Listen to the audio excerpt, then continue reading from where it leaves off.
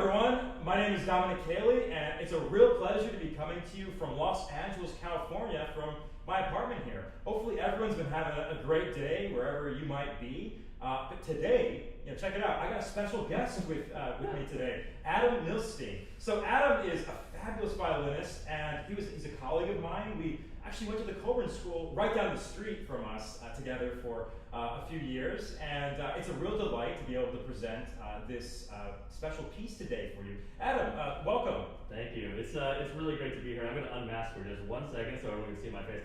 My name's Adam, and I'm so happy to be here today. Thank you so much for joining in. It's such a pleasure to play with Dominic. We're going to be presenting to you today a work by the composer Erwin Schulhoff, just a wonderful composer. And this is his violin sonata that was written in 1927. And right now we're getting ready to record it actually next week as part of the Zirin-Conlon Initiative for Recovered Voices at the Colburn School, which is a really wonderful initiative. And we'll attach something so you can check out the website later on. But this work is in 4 movements. And Dominic, would you like to talk about the first 2 movements of this? Sure. So this violin sonata begins with very declarative type music. The violin it really expresses itself and makes its presence known with these opening notes of energy and impetuous, as Schulhoff puts it, impetuous type character. So I almost feel as a pianist, I'm along for the ride as the violin sweeps me up in this tornado of energy and music. But there's so many different sides to Schulhoff, and also so many different sides to this movement, where we see music that's lilting. Sorry about that. We see music that's both lilting, we see music that's sort of searching wistfully, and toward the end, there's this moment where we're really in this meditative type of stratosphere of dreamlike music. And there's a really impressive cadenza, actually, that Schulhoff writes into the ending of the first movement. It almost looks like a concerto for the violin, as Adam just goes crazy. And the second movement is a little bit different. It's much more of a meditative type music. We have the piano, my part, that is pulsating with these chords that just keep on kind of tolling out like these low bell tones. And for me, it feels like a heartbeat. And on top of that, Adam's part is very rhapsodic, very, I would say, it's wonderful because Schulhoff was actually quite inspired by his own colleagues, Bartók and Kodály, 2 composers that were having Hungarian heritage. So in this one particularly, I see the language of Hungary really coming out. I don't know if any of you have ever heard the Hungarian person speak, but they have a very forceful and accentuated type rhythmic inflection to their speech pattern. And I really see that in this second movement. So the piano is just creating this wonderful bed of texture for Adam to explore and confound and delight the audience over. But it's probably I'd say the emotional centerpiece of this sonata. As I think Adam would agree. Yeah, and then to contrast that, we go into the third movement, which is a sort of crazy burlesque movement, where you're going to see a lot of extended technique in the violin, like left-hand pizzicato. So keep an eye out for that. It's very interesting, and it's in a 5/4, which is a very odd time signature to have. And then the final movement is another allegro, and you're going to hear tunes from the other movements sort of incorporated into the finale of this piece, which is really wonderful to wrap things up in a crazy kind of folk-like and heavily chromatic ending with a lot of double stops on the violin. So without further ado, and if you want to stick around for a few minutes after the performance, we're going to talk a little bit more about our rehearsal process and sort of what we're doing together and playing this music. So if you stick around afterwards, we'll talk a bit about that. But without further ado, we'd like to play for you the Schulhoff Violin Sonata. Yes, indeed. Okay. You want an A, Adam? Yeah, I'll take another A. Okay.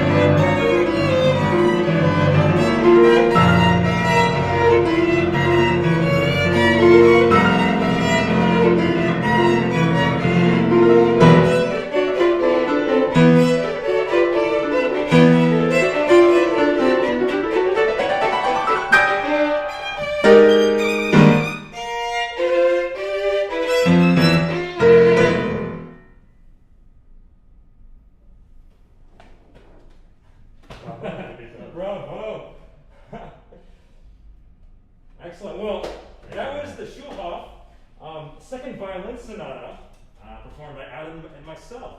And I think that we'd love to now just have a little bit of more in-depth details about this piece, what it means to us, and sort of the process that we've been having rehearsing this piece in this rather, Adam's just kindly moving these microphones so that you can hear us a little bit better.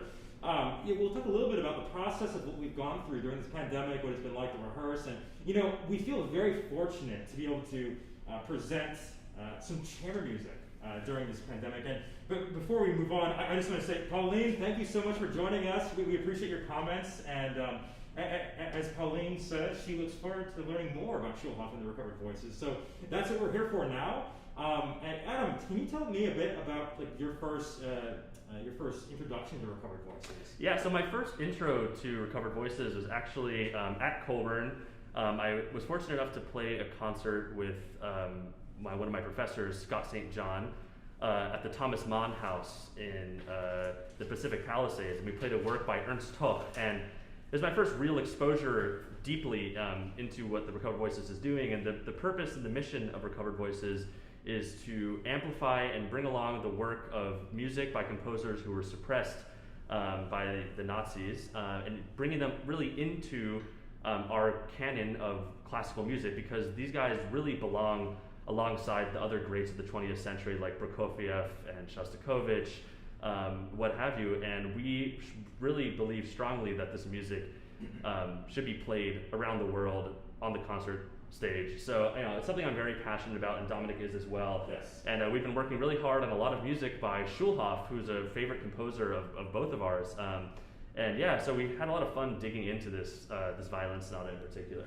Yes, I've always known about Recovered Voices, being a student at Colburn, but I was really, at the beginning of the pandemic, the music of Schulhoff really meant a lot to me personally, because I remember, all my concerts had been canceled, and I was here in my apartment, kind of wondering what was the next step. And I remember one afternoon, Adam sent me some piano music of Erwin Schulhoff.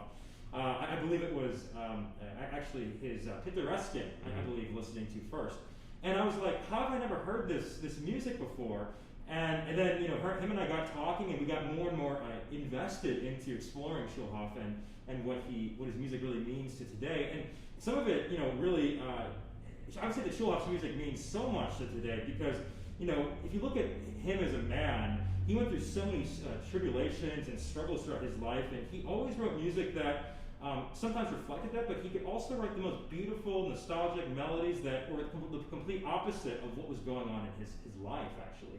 The funny thing is that in this piece, the violin sonata, some of it might seem ferocious and aggressive and impetuous, but actually, Schulhoff was not necessarily always trying to convey these sentiments. Sometimes he was just trying to create this wonderful barnroom type dance atmosphere where everyone's just leaping about. At the end of the finale, you can imagine. I think it might be one of the hardest things I've ever heard the violin play. It's pretty crazy. I mean, you're gonna see this Paganini type violinist in the center of this big, Hungarian type square, and everyone's dancing in a wonderful feverish type way, and the violin is just going crazy. That's how I imagine this ending. And rehearsing has been really, really fruitful for both of us to be able to share some chamber music. And so we'll be actually recording this next week, Adam. Yeah, next week. So, and we encourage you to really check out more of the music of Erwin Schulhoff. He's just a wonderful, Czech composer and just incredible. And yeah, we really hope you investigate him more. Yeah, so I mean, Schulhoff, he was born in about 1894, actually. And let's take a look one more time at this man. So this is Schulhoff. Unfortunately, there are not that many photos of him remaining because, as Adam mentioned, he was a victim of the Nazi regime, and in addition to destroying many of his own possessions, they tried to erase him from history, both with his photographs. So this is one of the rare portraits that we have of this man, and so. Actually, this portrait would have been taken around 1927, around the same time as this piece was written. And, Schulhoff went through, I'd say, 4 different phases of his musical output. At the beginning of his life, he actually studied with Claude Debussy. It's funny when you look at history, you see the intersection of so many of these famous composers. Schulhoff was born and basically right around the same time as Brahms was ending his life. And we see Schulhoff studying with Claude Debussy. We see Dvorak being a mentor to Schulhoff. We see lots of other composers like Ravel and Shostakovich being huge supporters of Schulhoff throughout his life. And there was a really interesting program that I saw of a concert where it was a bunch of debuts of performances from Anton Webern, of Bela Bartok, of Zoltan Kodály, of Erwin Schulhoff, all in one concert. All of these fledgling young composers presenting their music. By all accounts, this concert was featuring some of their more experimental type music, and the audience might have, in this more rural area, they weren't as enthusiastic to not recognize what they were hearing. It was a bit more atonal and contemporary, but nonetheless, it's really interesting to look at Schulhoff as a man that really was struggling to be a composer, but actually made most of his living as a pianist.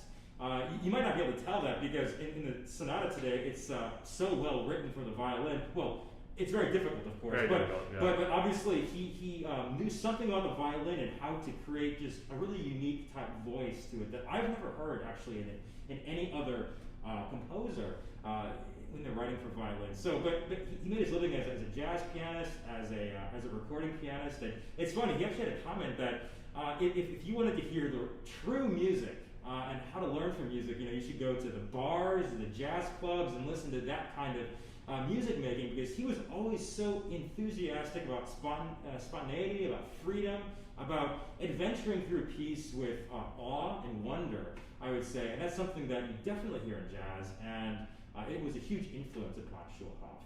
So, I mean, Adam, I'm just wondering, when you first opened up the Schulhoff Violin Sonata, what was it like to look at the music? I mean, it was daunting actually. I mean, it's a very very difficult and demanding piece of music.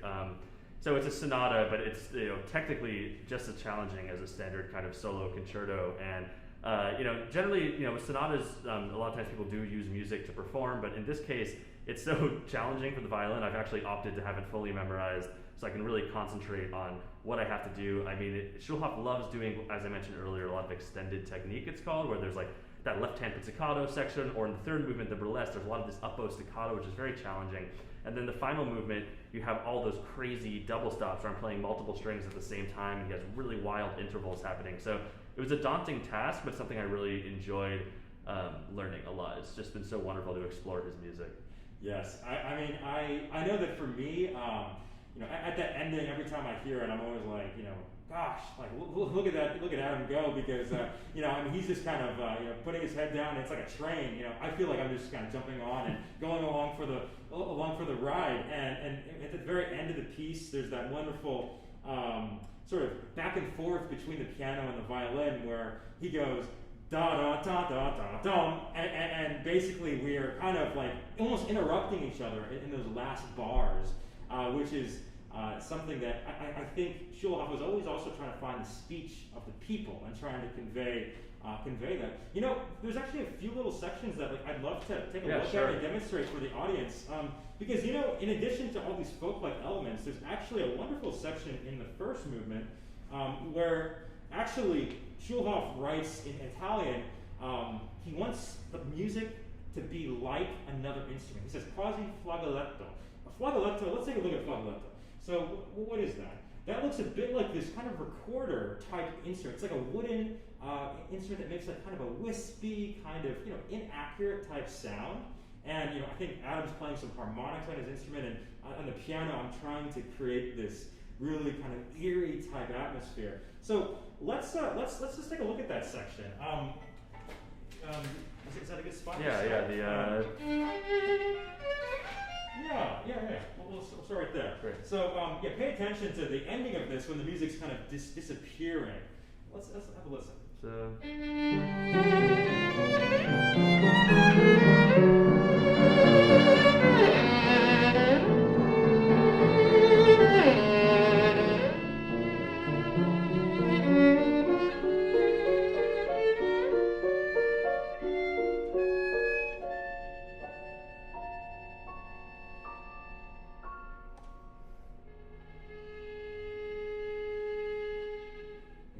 So that atmosphere, Schulhoff is expecting us to try and imitate these types of instruments that he would have heard in his own culture. So I find it to be really brilliant. And actually, I would love to actually take a look at one other section. It's funny because all of these endings actually of this sonata, they all kind of involve interruptions, I would say. I mean, take the first movement ending.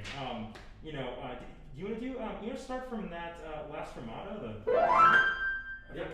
from that last fermata. Mm-hmm. Yeah, and you'll notice that when Adam thinks he has the last word, actually I do. so let's just take a listen to that.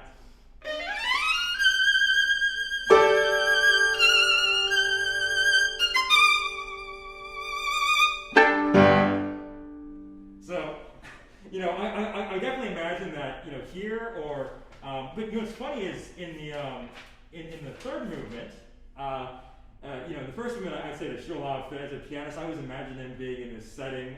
He actually premiered this piece in 1929 with the violinists, and basically I can imagine Schulhoff kind of, being a bit, impetuous and elbowing that last note.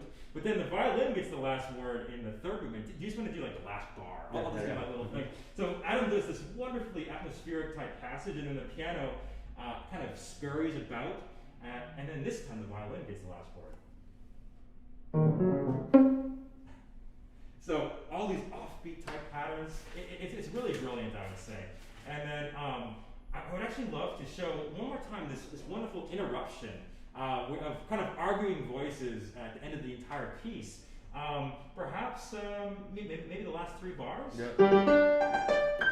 Maybe there.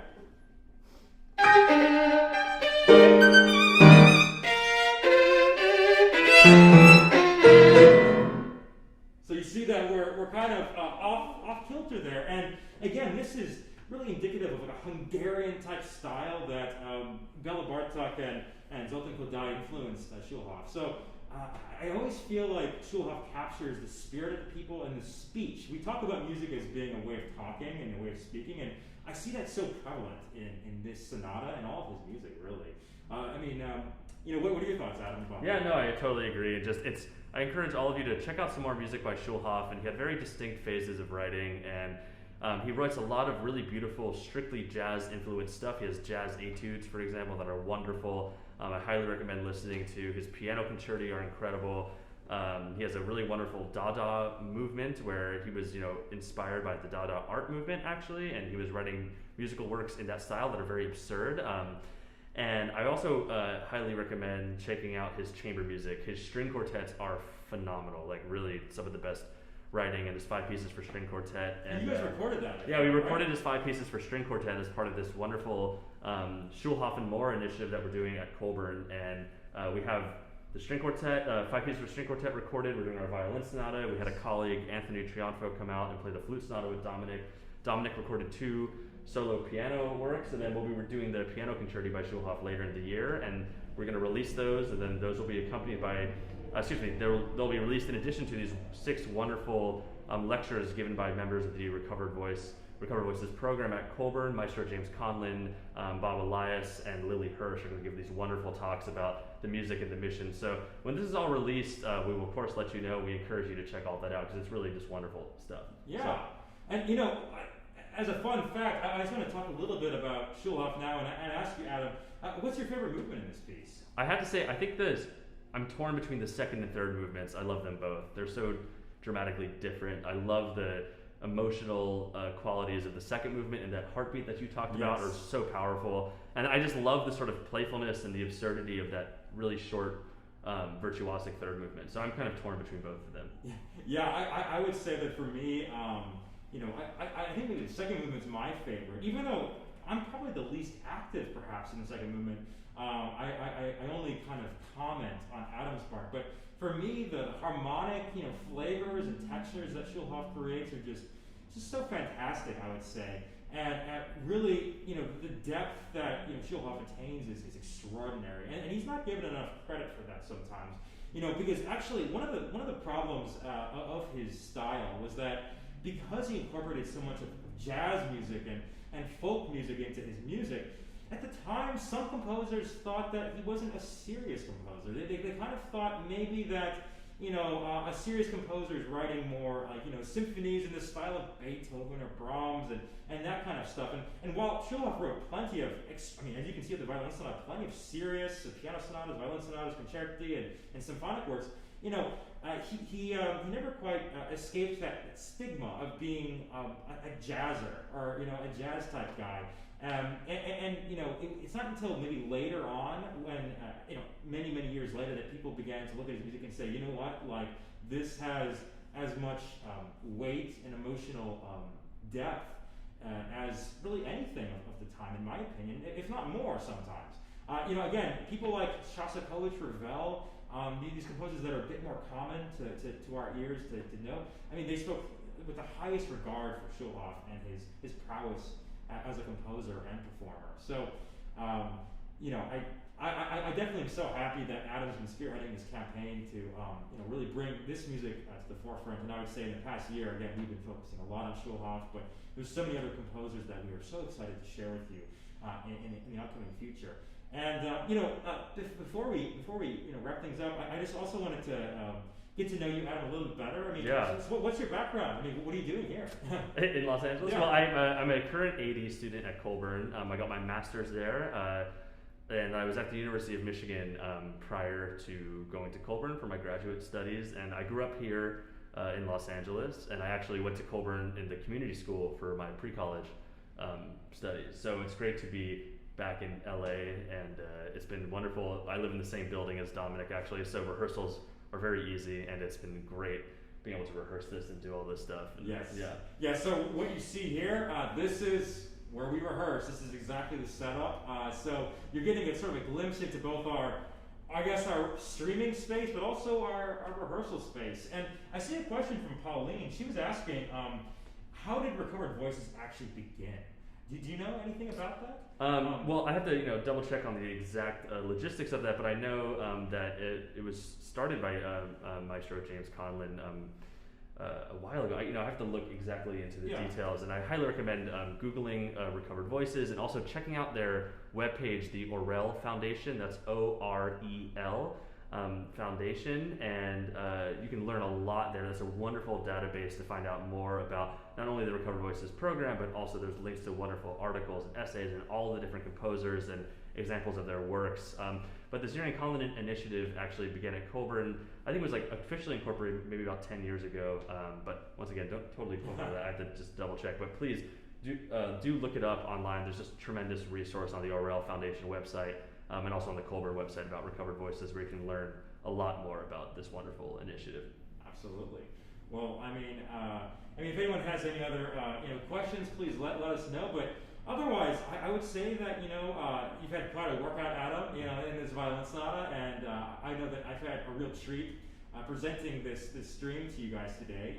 And we just want to thank everyone for their support and for viewing. And if you're a supporter of Recovered Voices, thank you so much for everything that you've done to make things like this possible. And to, again, really shed light on important historical moments, important historical people that are undeservedly forgotten or neglected. And this is important for this is so important for every Western music, the classical canon to progress, is to not only feature works of contemporary composers, but also take a look at, again, the music that is deserving of recognition and performance.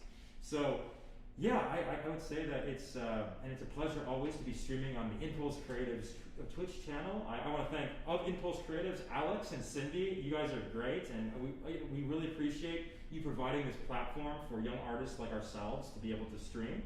And yeah, any last thoughts, Adam? It's just been so wonderful playing for you all today, and thank you for joining. And we hope that this exposes you to the music of this great composer. And please, feel free to reach out to us, or look out for more of the works of Erwin Schulhoff and for our recordings that are going to come out soon. So it's been great playing for you today. Yeah, stay tuned. There's a lot more to come. This is just a first taste, I would say. Definitely. So with that, we bid you all a good afternoon, good night, good morning, wherever you might be. Thanks for tuning in. Until next time, have a great one. Bye-bye.